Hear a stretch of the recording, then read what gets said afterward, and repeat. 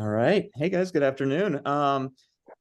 Welcome to our first Founders Talk webinar, how data dictionaries create transparency and drive revenue efficiencies for your org. I'm here today with two of our speakers, two co-founders, Brad Smith, co-founder and CEO, and Jack McGlinchey, co-founder and chief product officer. Hey guys, good afternoon. Hey, Billy, good afternoon. Good afternoon. Awesome.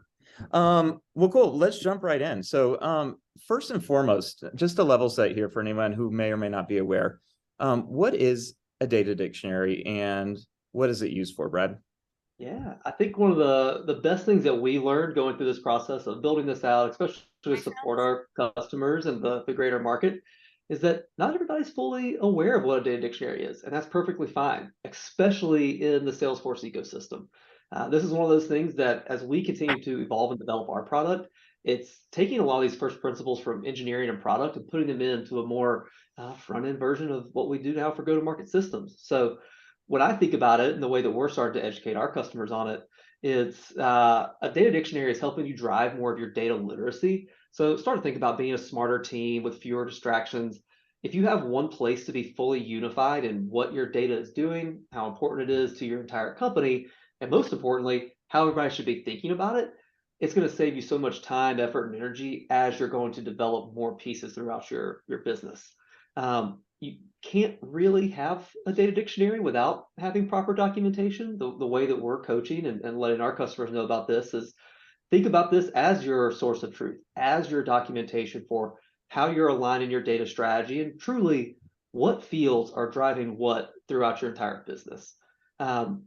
If you have that aligned first, you're going to quickly realize that you're going to have much more accurate reporting. Everybody's going to be on the same page. We all hate that really bad question of, hey, we've got 16 ARR fields. Which one is the source of truth for us to be able to make sure that we're really reporting on the right ones? The last thing you want to do is have one department or one leader looking at a number the other way that another person or another department's not. And so this helps in that unification. And then lastly, when you tighten all of these pieces up, you're going to have such a higher level of data governance. Not only are you going to know which field is your source of truth, but you're going to know who some of the stakeholders are. You're going to know who and what and how that field's being used, not only in your Salesforce, but in your entire greater go-to-market tech stack. So again, at the surface, when you think about it, documentation, data literacy, more accurate reporting, and obviously it drives higher data governance. Mm-hmm. Awesome. So, I think through this period of economic uncertainty that we're kind of faced with right now, especially just seeing the increase in the amount of employee turnover, headcount reduction, especially in the tech space.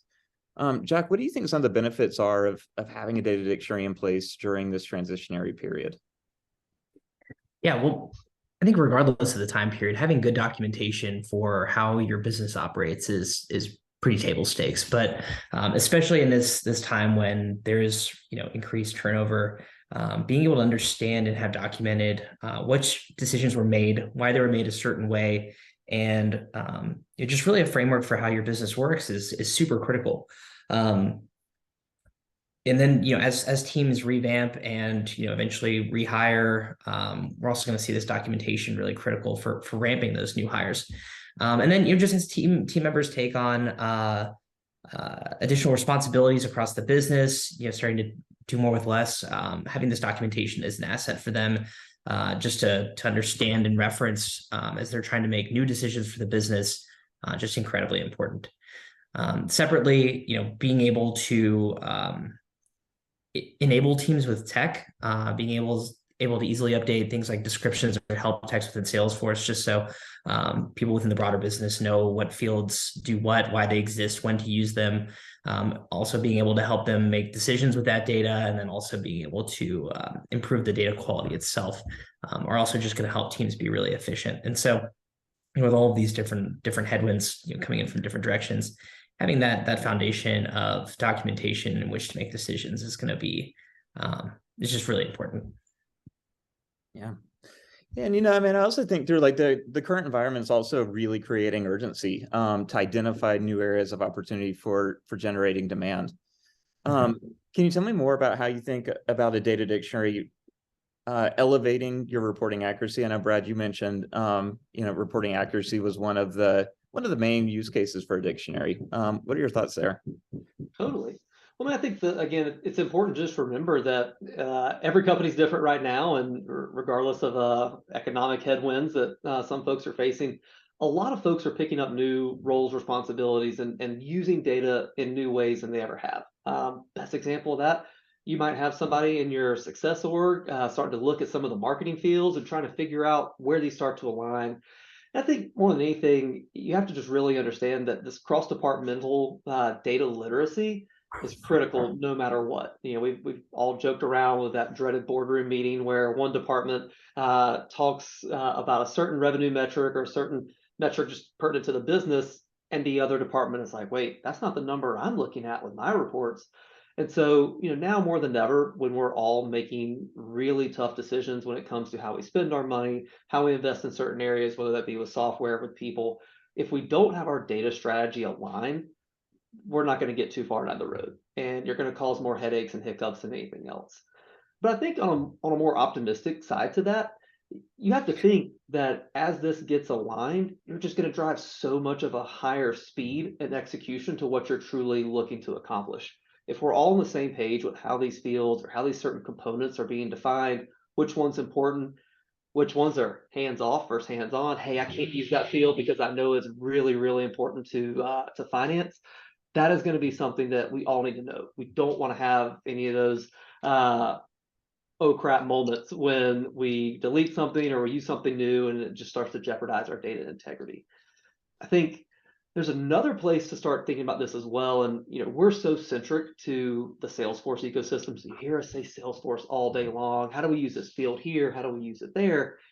I think it's just as important to know how these fields are being used outside of Salesforce. We all know how these integrations really start to take shape together, and you have certain fields that are getting updated by other places. You really need to have that mapping piece understood and understand which system is making an update here versus which one is making an update there. I think that goes into data warehousing as well. And just again, when you completely start to think about that, the last thing that I'll point out as far as like this current economic situation and everything else is going on, my guess is, and we talked about this as a prediction on our last blogs, you're going to see more M&A activity happen up, or you're going to see more org consolidations happen. And so understanding how these fields are defined between two disparate Salesforce orgs is going to be massively important to a lot of companies over the next couple of years. Yeah, that totally makes sense. I mean, and speaking of M&A, so I mean, you mentioned compliance earlier, but Jack, talk to me about in your experience from a data classification standpoint, like where like what are all the data governance efforts that really require strong data classification? Yeah, well, I guess the first thing I'll say is, and this ties nicely into what Brad mentioned, but one of the key things a data dictionary does is that it gives teams a common asset that they can collaborate against. And a really important part of data governance is really strong collaboration with data. And what I mean by that is that within a data governance program, you really have to make sure the data is classified correctly. Is it able to be exposed to anyone within the business? Is this classified data? It really needs to stay within the finance team. Is it really sensitive, like personal data that can fall under CCPA or GDPR? A lot of that information really needs to be available to the broader team so that they can effectively collaborate against it. Not just to enable the business to do things, but to make sure that they're meeting the controls of these security and privacy standards within their data governance program. And what's really interesting for me is, their entire teams at Salesforce dedicated to enabling this at the product level. So seeing products like Salesforce Shield lean so heavily into a lot of the data governance and compliance use cases. And then, the new functionality that they're rolling out from the Shield standpoint that is really allowing teams to scale out these programs, to me just shows how much this part of the Salesforce ecosystem is growing, and just how important it's going to be as Salesforce continues to be that central data repository for your customer data. And so I think that collaborative asset alongside these data governance controls are really just all they're just going to be required to, in order to effectively pull them all off together. Yeah. The one thing I'll add to that, Jack, I think this is really unique, and this is kind of where you and I have such an interesting experience as we've aligned what we're building with Sonar versus our backgrounds is, you know, product and engineering, Jack's entire background is probably a couple of decades ahead of where the Salesforce ecosystem is right now. But you're familiar with looking at audit logs and understanding, hey, if we make a change here, I know the downstream impacts of that. I think the Salesforce ecosystem is obviously taking a lot of these first principles out of product engineering and starting to bake them into a lot of the practices we're seeing, which again starts to bring into a data dictionary. This probably wasn't a term that in our Salesforce ethos or ecosystem was used heavily over the last 10 years, but we're certainly starting to see it now over the last coming years for sure. Yeah, I mean, to your point, like software teams have been working with compliance and regulation frameworks for decades in order to make sure that public data or private data isn't exposed. The news is there's no shortage of data leaks. All of my username and passwords have been leaked at this point. But the same model is definitely going to start applying to to Salesforce instances, making sure that customer data isn't leaked and making sure that sensitive data isn't exposed. It's really just a permission set or a profile change away from exposing that information to people in the business that don't need access to it. And without a collaborative asset like a data dictionary, it's really just a matter of time before it happens. Yeah. So clearly, you see the importance of having a data dictionary in place, and there is a little bit of a catch up here on Salesforce teams really setting this foundation. But for those who have data dictionaries in place or who have attempted to build out their Salesforce data dictionary, have you guys seen successful customers handle this, even unsuccessful customers? And then what are some of the challenges that they've faced with building one in the first place? Yeah, I'll let Jack kind of go through a second about how we thought about designing this, but just one of the biggest pain points that we've seen and how folks have tried to accomplish this in the past, statically, sadly, with either a spreadsheet or something of the sorts that, hey, I'm going to dump all these fields in here. I'm going to try to manually keep this up to date. Jack will share a little bit of the story about the design efforts that we worked with one of our customers on. But the biggest pain points that we've seen so far and how people have tried to historically do this is the fact that it's almost impossible to keep up to date. When we've looked back at some of the changes that we track within our platform, on average, our customers are making 450 plus metadata changes per month. And I can sadly tell you that none of them are turning around at that spreadsheet and manually entering in 450 changes every single time they do it. And so to be able to automate that and move that so much faster for them, it clearly is going to bring so much more time back into the day for folks, but also just allow them to focus on strategic initiatives instead of arduous manual technical tasks. Yeah, that definitely tracks what I've seen. My two favorite buckets are either the bucket of customers who tried it and then abandoned it because basically Brad said maintaining it over time is basically impossible, or the teams that have figured out how to build and maintain it, but it's an incredibly cumbersome process for those teams. And so having spent a lot of time with our customers talking to them about how a lot of these different things impact their approach to a data dictionary, because for a lot of them it's like I said, it's table stakes. And so watching them have to deal with either the time to handle it, dealing with it being outdated and untrustworthy, watching it basically lose a lot of credibility within the business because of those two things. It really for us was a very clear opportunity to help our customers by helping them manage this data dictionary for them automatically. Yeah. I mean, I think through the time and effort that it takes to build one of these suckers out, I mean, I can only imagine the amount of data and the amount of people that you would have to put towards a task like this in order to keep something even minimally successful, right? Yeah. Well, when we talked to our customers about this, we were watching them throw four to five dedicated full-time employees spending hours each month just to document the primary objects, let alone the ancillary objects across the org. So when we take a look at the hourly rate, or not just the hourly rate of these employees that are responsible for managing this, but the opportunity cost, right? Like teams that are spending time on this manual documentation are not doing things that are creative to the business and that can drive improvements. And so, for us, and for a lot of the customers that we worked with, the time savings alone was the ROI was incredibly clear for them, which made the opportunity for us just so obvious. Yeah, no, that makes sense. So I guess perfect segue there into really like how Sonar approached conceptualizing the data dictionary product that we recently rolled out. Like, what were some of the decisions that you made when you were going to build the data dictionary, and how were those validated? Talk to me about what that process looked like.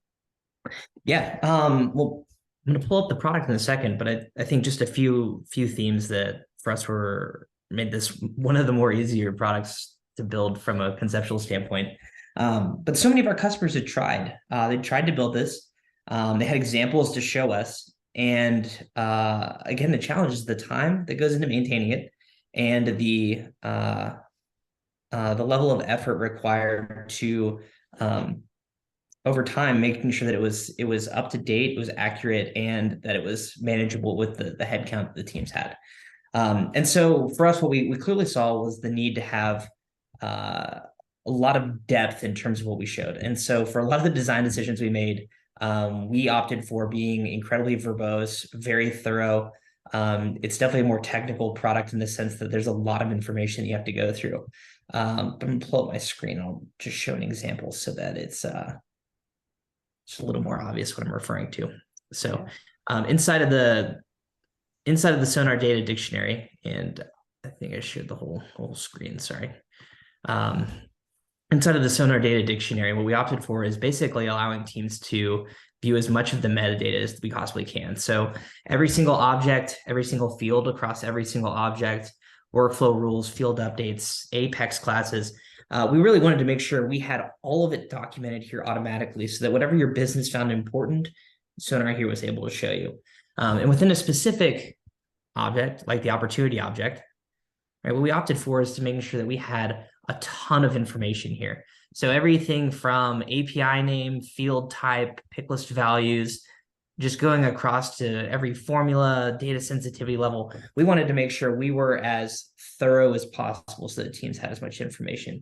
And so that was one of the really key elements. And again, the driving force for this is that we had actual examples from our customers on what they were trying to document manually so that we could really, our goal for this was that they could hit delete on those Excel or SharePoint files so they didn't have to do it manually anymore. And so that depth and that detail was really important. Second was that we wanted to make sure that it was really maintainable.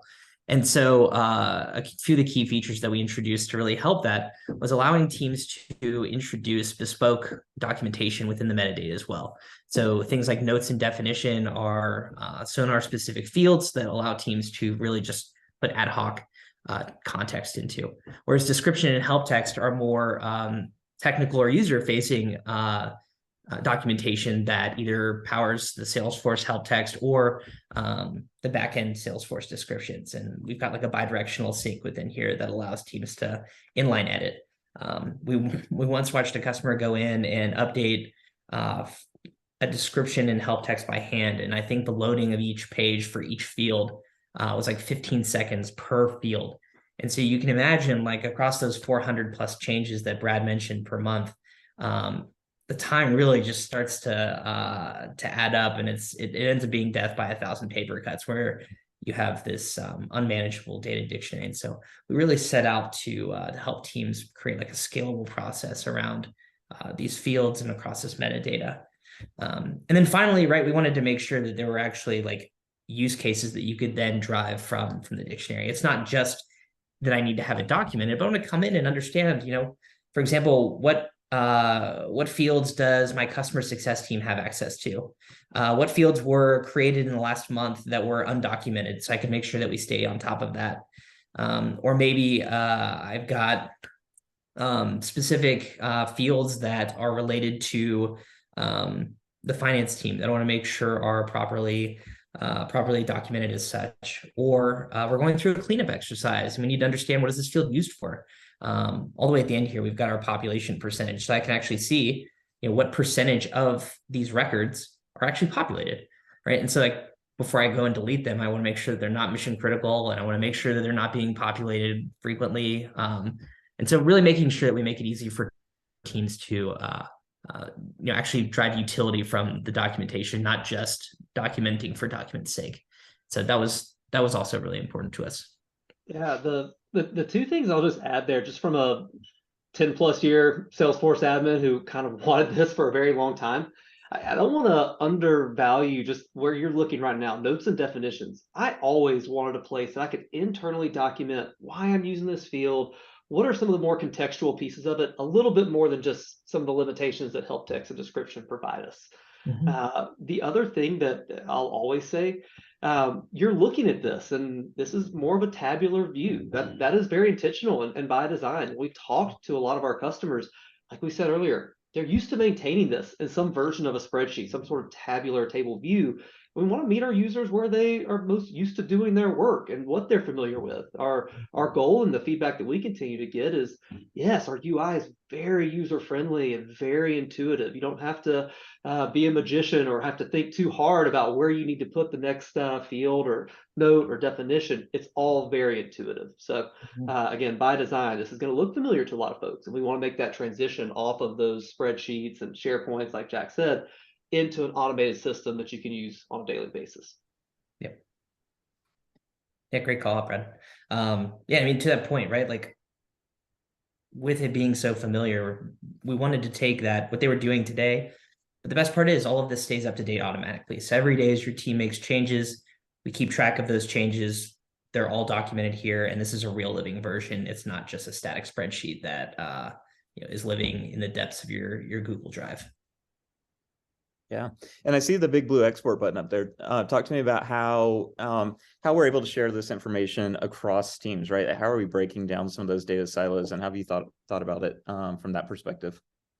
Yeah, so one of the things about this dictionary is it's super verbose. There's a lot of information here. If you're not really familiar with Salesforce's system, there can be a lot of noise here. And so we wanted to make is the ability to export it so that teams could customize exactly what they're delivering to their team, but with the understanding that what they're delivering to them as of that moment is the most real-time information.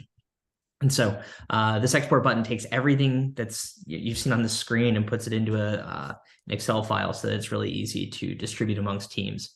But with that export button, there was a lot of excitement, but we also got a lot of feedback of like, hey, this is great. You delivered this information, but I want my other teams to also have a living view. And so what we're working on right now and hope to have here in the coming weeks is an actual embedded view of sort of that export button. So what we're going to do is we're going to allow teams to customize this view. You'll see things like columns here where we can maybe hide more of the technical information like pick list values, type, API name, and keep it more consolidated to just maybe the business context. And we're actually going to allow teams to embed that as an iframe into other documentation applications like Confluence or even Google Docs. And that'll basically give other teams the ability to read the dictionary as a read-only view that's embedded directly in their documentation without having to manually update a lot of these different sources. And so that's one way that we've been working on liberating this data. And then we've also got an API that's in the works so that Brad briefly mentioned this around the data warehouses, but we wanted to make sure that the Salesforce information there was also as annotated as possible. So those teams are building out custom dashboards and building out these really robust analytics around the Salesforce data with the rest of the business data. We wanted to make sure that was also properly documented. And so those are just a handful of things that we're really driving in terms of helping teams liberate this data alongside that nice export as well. Yeah, the one quick thing I'll add to that, Jack, is that when you think about, as an admin myself and many people will be watching this you get requests all the time for the business. Hey, I need admin access so I can see a formula field or the syntax of this validation rule. We all as admins know you don't just want to start slinging out admin licenses out there because it comes at a high risk. We're hearing a lot of feedback from our customers saying, hey, this gives our users that same view without any of the risk of modifying or deleting data, which is truly what's needed. Yeah, totally. So, so we've got a couple minutes left here. And just want to see if we can get any teasers of things to come. Jack, any spoilers or any teasers you can give us of enhancements that you're thinking through for the data dictionary? Yeah. So one of the key pieces of feedback we've gotten that the team's really been thinking on, and I'm excited to tease here in a second. A lot of teams don't inherit a lot of great documentation, and for the most part, a lot of teams don't inherit any documentation. They also recognize that documentation is important, but they are trying to do more with less, and they don't necessarily have the time to go through and document their whole dictionary. When you think about the information I just had pulled up, there's a lot there, and so one of the things we're working on and hoping to release in the next couple of weeks is what we've called AutoDoc, and I'll give you a brief teaser here of what it's going to look like. But essentially what you're going to be able to do is you're going to be able to come into the Sonar dictionary, and with any description, help text, or definition, by clicking the little light bulb icon there, Sonar is going to be actually integrated with OpenAI's GPT AI or API, and it'll actually pass along the field, some metadata about the field, like which object it belongs to and the field type. And it'll actually generate a description or a help text or a definition for that field, obviously allowing you to edit it according to the business's specific context. But going from manually documenting a spreadsheet, which took hours each month, to Sonar's current version of Data Dictionary, which brings that down to minutes. We think this enhanced version of the AutoDoc will actually bring it down to just seconds. And so being able to document a whole object will be as easy as a few clicks from GPT instead of having to manually type it out yourself. And so definitely really excited about this one. The pace of innovation within this this area of Salesforce is going to be exciting to see, and we're excited to push this out to the market.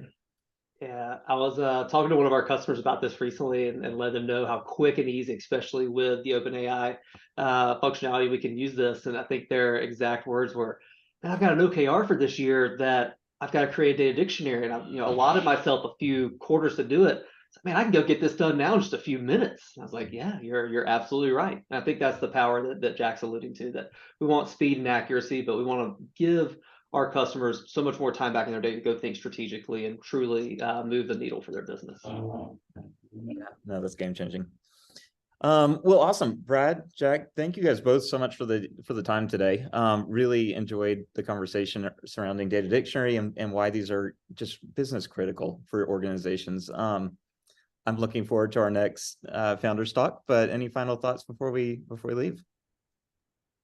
I think the thing that I'll always add here is just keep your seatbelt on. Where Jack mentioned it, the pace of innovation behind this is going to move quickly. So what you see now, we're really excited about, but this is a building block for us, and it's going to be something we continue to invest in heavily for our customers. So stay tuned. But Billy, I'd be remiss also if I didn't say that you've done a tremendous job getting a lot of this out into our customers' hands, understanding exactly what they need. So thank you as well. I appreciate it. All right, guys, thank you very much for the time, and have a great day. Thanks, All right. Billy. You as Thanks, well. Billy. Take care. Thanks.